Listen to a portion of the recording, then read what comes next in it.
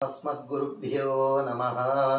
आपदामपहर्तारं दातारं सर्वसंपदां लोकाभिरामं श्रीरामं भूयो भूयो नमाम्यहं।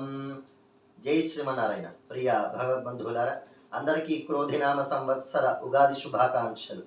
ద్వాదశ రాశుల యొక్క ఫలితాలని సంక్షిప్తంగా మనం శ్రవణం చేసే ప్రయత్నం చేద్దాము. మొట్టమొదట అశ్విని నక్షత్రము, భరణి నక్షత్రము, కృత్తికా నక్షత్రం మొదటి పాదం మొత్తం కలిపి మేషరాశి. వీరికి ఆదాయం 8, వ్యయం 14, రాజపూజ్యం 4, అవమానం 3.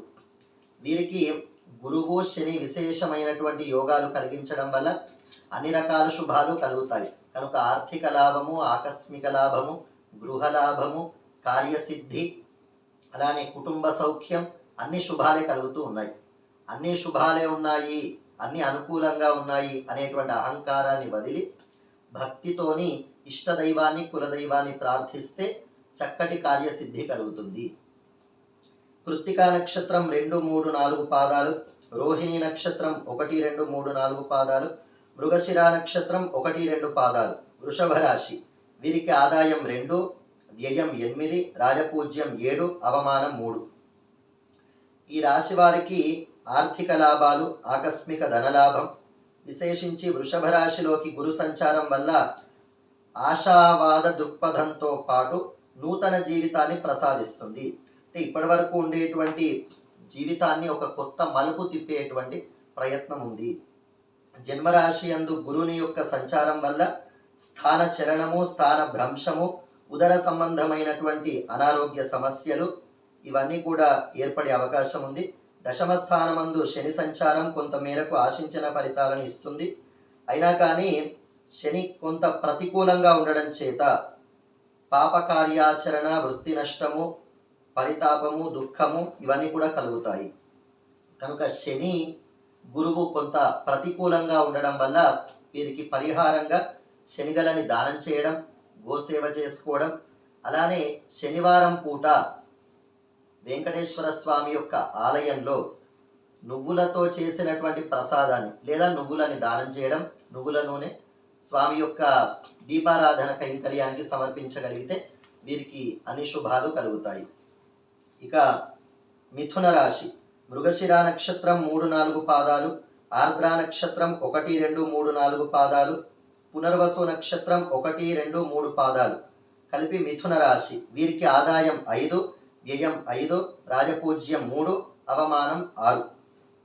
ఈ రాశి వారికి కొన్ని గ్రహాలు ప్రతికూలంగా ఉండడం చేత, విశేషించి గురుడు కాస్త వక్రించి ఉండడం చేత ప్రతికూలమైనటువంటి వాతావరణము, అనారోగ్య సమస్యలు, అలానే కొంతమంది చేత వీరు తప్పు చేయకపోయినా తిట్లు తినేటువంటి ప్రమాదం ఉంది.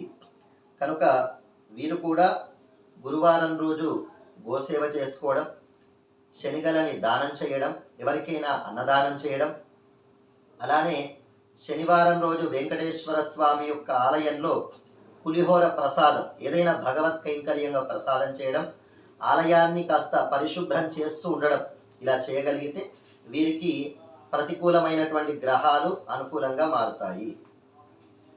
ఇక పునర్వసు నక్షత్రం 4వ పాదం, పుష్యమి నక్షత్రం 1, 2, 3, 4 పాదాలు, ఆశ్లేష నక్షత్రం 1, 2, 3, 4 పాదాలు కలిపి కర్కాటక రాశి.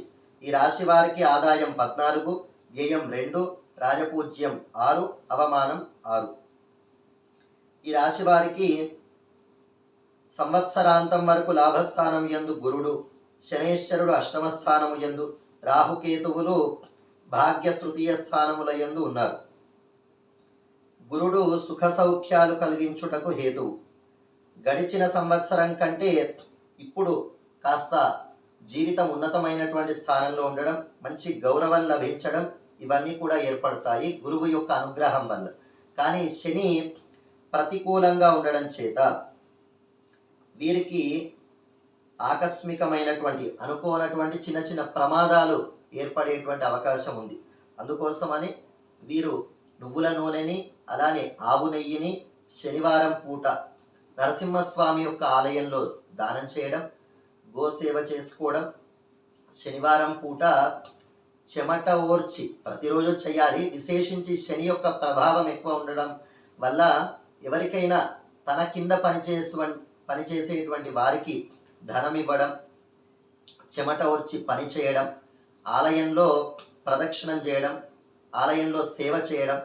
ఆలయంలో సేవ చేయడము అని అంటే కేవలం మనం వెళ్ళి అర్చనలు ఇవన్నీ చేయించుకోవడం మాత్రమే కాదు. అక్కడికి వెళ్ళినప్పుడు ఆలయాన్ని తుడవడము, లేదా ఏవైనా పనికిరాని పేపర్స్ అవన్నీ పడేస్తుంటే వాటిని తీసేయడం, ఇలా చేస్తూ ఉంటే దాని యొక్క ప్రభావం తగ్గి వీరికి కార్యసిద్ధి కలుగుతుంది. అలానే సింహరాశి మఖా నక్షత్రం 1, 2, 3, 4 పాదాలు, ఉబ్బా నక్షత్రం 1, 2, 3, 4 పాదాలు, ఉత్తరా నక్షత్రం 1వ పాదం. సింహరాశి వీరికి ఆదాయం 2, వ్యయం 14, రాజపూజ్యం 2, అవమానం 2. సంవత్సరాంతం వరకు దశమ స్థానము యందు గురుడు, శనేశ్వరుడు సప్తమ స్థానము యందు, రాహుకేతువులు అష్టమ ద్వితీయ స్థానముల యందు ఉన్నారు. గోచార రీత్యా దశమ గురుడు పీడన కలిగిస్తాడు. అంటే దశమ స్థానంలో గురుడు ఉండడం వల్ల కొంత కష్టకాలం వీరికి ఉంది. కనుక ఆ గురువు అనుకూలంగా మారాలి అని అంటే, మానసికమైనటువంటి స్థైర్యం కలగాలి అని అంటే, గురువారం రోజు కృష్ణం వందే జగద్గురుం అని మనం స్తుతించినట్టుగా కృష్ణాలయంలోకి వెళ్ళి స్వామికి వెన్నెని, పాలని, పెరుగుని వీటిని సమర్పించి, అలానే భగవంతుని కైంకర్యానికి శనిగలని దానం చేయగలిగితే వీరికి స్వామి యొక్క అనుగ్రహంతో అన్ని అనుకూలిస్తాయి. ఉత్తరా నక్షత్రం 2, 3, 4 పాదాలు, హస్తా నక్షత్రం 1, 2, 3, 4 పాదాలు, చిత్తా నక్షత్రం 1, 2 పాదాలు. మొత్తం కన్యా రాశి. వీరికి ఆదాయం 5, వ్యయం 5, రాజపూజ్యం 5, అవమానం 2.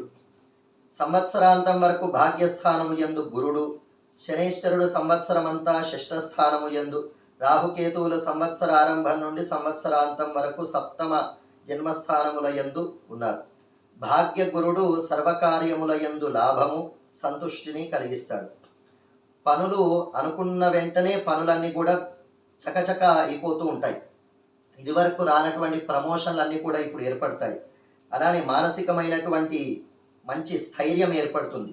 ఉద్యోగస్తులకి కూడా ధనలాభం చాలా విశేషంగా ఏర్పడుతుంది. వివాహానికి ఇది మంచి కాలము, విదేశ ప్రయాణానికి కూడా ఇది మంచి కాలం. వీరికి గ్రహాలు కొంత ప్రతికూలంగా ఉన్నాయి. అలా అనుకూలంగా మారాలి అని అంటే వరాహస్వామి యొక్క ఆరాధన చేసుకోవడం, వరాహస్వామి యొక్క సేవ చేసుకోవడం వల్ల వీరికి అన్నీ అనుకూలిస్తాయి. చిత్తా నక్షత్రం 3, 4 పాదాలు, స్వాతి నక్షత్రం 1, 2, 3, 4 పాదాలు, విశాఖ నక్షత్రం 1, 2, 3 పాదాలు. తులా రాశి.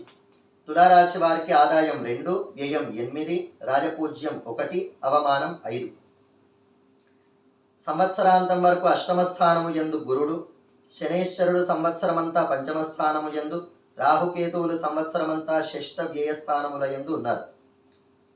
దీర్ఘాయుర్దాయము, ఆరోగ్యము, తండ్రి నుండి సంక్రమించేటువంటి సంపద ఇవన్నీ కూడా ఏర్పడుతూ ఉంటాయి. కానీ అష్టమ స్థానంలో వీరికి గురుడు ఉండడం చేత ఆరోగ్య సమస్యలు వస్తూ ఉంటాయి. వాటికి పరిహారంగా గురువారం రోజు గోసేవ చేసుకోవడము, శనిగలని దానం చేయడము, అలానే ఓం అస్మద్గురుభ్యో నమః అని గురువుని స్మరిస్తూ ఏ పనినైనా ప్రారంభం చేయాలి. అలానే పెద్దల దగ్గరికి వెళ్ళి సాష్టాంగ నమస్కారం చేసి వారి యొక్క ఆశీర్వచనం తీసుకోవడం చేత వీరికి గురుడు అనుకూలిస్తాడు, కార్యసిద్ధి కలుగుతుంది. విశాఖ నక్షత్రం 4వ పాదం, అనురాధ నక్షత్రం 1, 2, 3, 4 పాదాలు, జ్యేష్ఠ నక్షత్రం 1, 2, 3, 4 పాదాలు. మొత్తం కలిపి వృశ్చిక రాశి. ఈ వృశ్చిక రాశి వారికి ఆదాయం 8, వ్యయం 14, రాజపూజ్యం 4, అవమానం 5. సంవత్సరాంతం వరకు కలత్ర స్థానము యందు గురుడు, శనేశ్వరుడు సంవత్సరమంతా చతుర్థ స్థానము యందు, రాహుకేతువులు పంచమ ఏకాదశ స్థానముల యందు ఉన్నారు. సప్తమ స్థాన గురుని సంచారం ఈ రాశి వారికి యోగప్రదంగా ఉంది. గురుడు వీరికి చక్కటి సప్తమ స్థానంలో ఉండడం వల్ల యోగప్రదంగా ఉంది. కనుక ఎప్పుడైతే గురువు అనుకూలంగా ఉన్నాడో మనకి మంచి విజ్ఞానం కలుగుతుంది. ఆ కలిగినటువంటి విజ్ఞానంతో సత్కార్యాలను, మంచి మంచి పనులని మనం చేయగలుగుతాము. కనుక వీరికి వివాహ ప్రయత్నమైన, సంతాన ప్రయత్నమైన, ఉద్యోగ ప్రయత్నమైన అన్నీ కూడా యోగదాయకంగా ఉన్నాయి. వీరు గోసేవ చేసుకుంటూ శ్రీ విష్ణు సహస్రనామ పారాయణం చేయడం, లేదా వాటిని పారాయణం చేయకపోయినా శ్రవణం చేయడం, వినగలిగితే కార్యసిద్ధి కలుగుతుంది. మూలా నక్షత్రం 1, 2, 3, 4 పాదాలు, పూర్వాషాఢ నక్షత్రం 1, 2, 3, 4 పాదాలు, ఉత్తరాషాఢ నక్షత్రం 1వ పాదం, మొత్తం కలిపి ధనుర్రాశి. వీరికి ఆదాయం 11, వ్యయం 5, రాజపూజ్యం 7, అవమానం 5. సంవత్సరాంతం వరకు షష్ఠ స్థానము యందు గురుడు, శనైశ్వరుడు సంవత్సరమంతా తృతీయ స్థానము యందు, రాహుకేతువులు సంవత్సరారంభం నుండి సంవత్సరాంతం వరకు చతుర్థ రాజ్యస్థానముల యందు ఉన్నారు. షష్ఠస్థాన గురుడు క్లేశం కలిగిస్తాడు.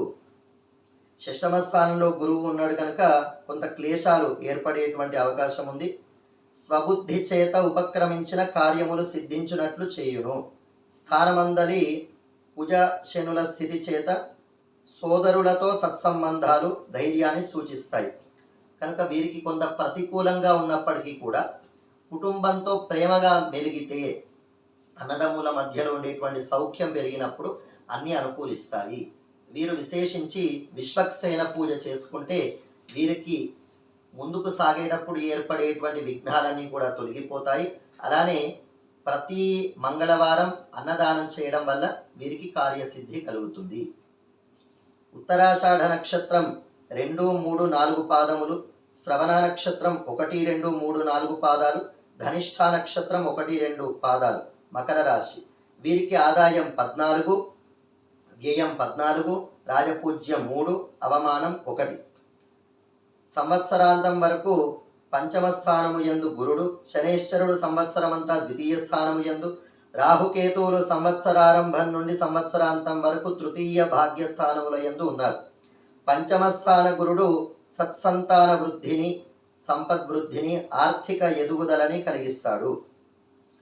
అలానే అన్ని రంగాల వారికి అనుకూలంగా ఉంది. గురుడు పంచమ స్థానంలో ఉన్నాడు. ఎప్పుడైతే గురువు యొక్క అనుగ్రహం మనకి కలుగుతుందో చేసేటువంటి పనిని ఉన్నతంగా చేస్తాం. ఇదివరకు అదే పని చేస్తుంటాం, కానీ సక్రమమైన ఫలితాన్ని పొందలేకపోయాం. ఎందుకు అనంటే మనకి జ్ఞానం సక్రమంగా లేదు కనుక. ఎప్పుడైతే గురువు అనుకూలంగా మారాడో మనకి జ్ఞానం బాగా వికసిస్తుంది. చేసే పనిని మంచి ఉత్సాహంతో చేస్తాం. పెద్దలని నమస్కరించడము, ప్రతినిత్యము సూర్య నమస్కారం చేసుకోవడము, అలానే ఇష్టదైవానికి కులదైవానికి వస్త్రాలు, నూతన వస్త్రాలని సమర్పించడం చేత వీరికి అన్ని రకాల శుభాలు చేకూరుతాయి. ధనిష్ఠ నక్షత్రం 3, 4 పాదాలు, శతభిష నక్షత్రం 1, 2, 3, 4 పాదాలు, పూర్వభాద్ర నక్షత్రం 1, 2, 3 పాదములు, కుంభరాశి. వీరికి ఆదాయం 14, వ్యయం 14, రాజపూజ్యం 6, అవమానం 1.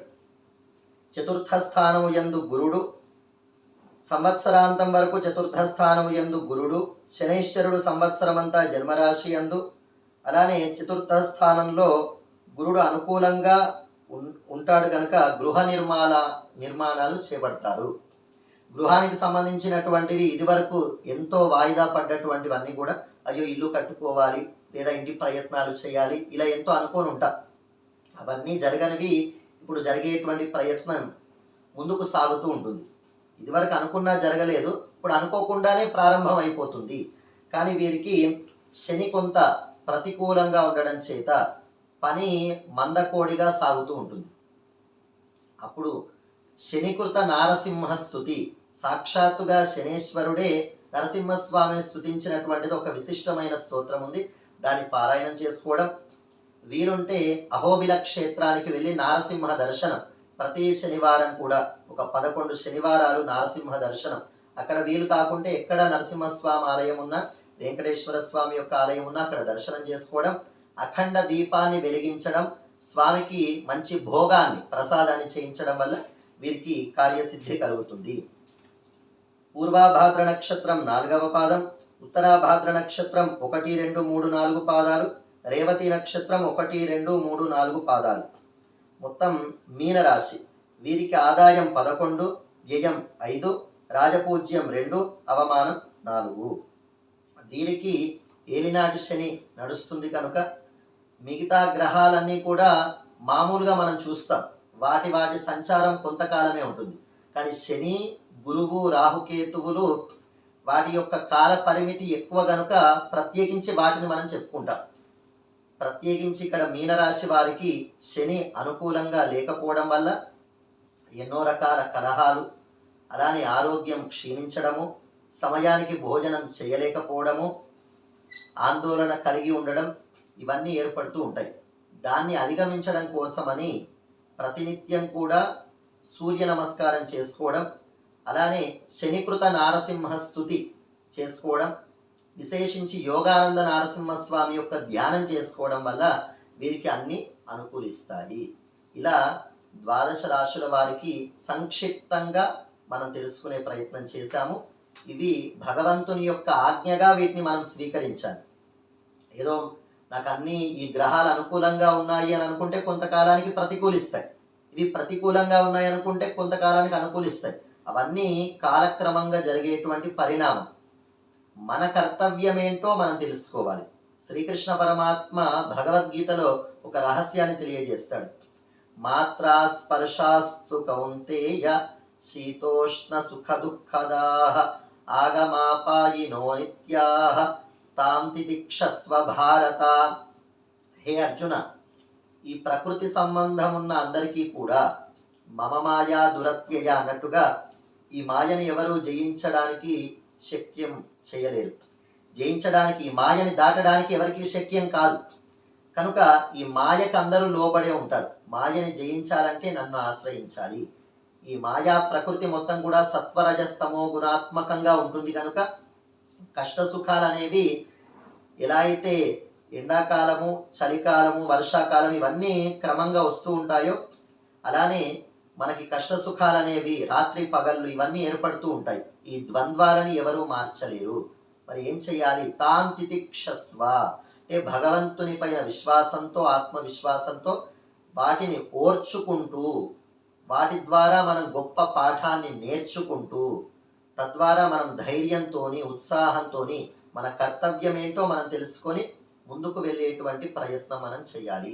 ఆ రకంగా పరమాత్మని మనస్సులో నిలుపుకొని ముందుకు సాగే వారికి ఒక కాగడా చేతిలో పట్టుకొని ఎంత చీకటిలో మనం నడిచినా అది వెలుతురు చూపిస్తున్నట్టుగానే భగవంతుని యొక్క నామాన్ని మనం పట్టుకోగలిగినప్పుడు ముందుకు సాగేటప్పుడు బయట ఎంత సమస్యలు అనేటువంటి చీకట్లున్నా భగవంతుని యొక్క అనుగ్రహం అనేటువంటిది నామం రూపంలో ఉంది కనుక భగవన్ నామం అనేటువంటి జ్యోతి మనందరి యొక్క చీకట్లని తొలగించుగాక అని తెలియజేస్తూ జై శ్రీమన్నారాయణ.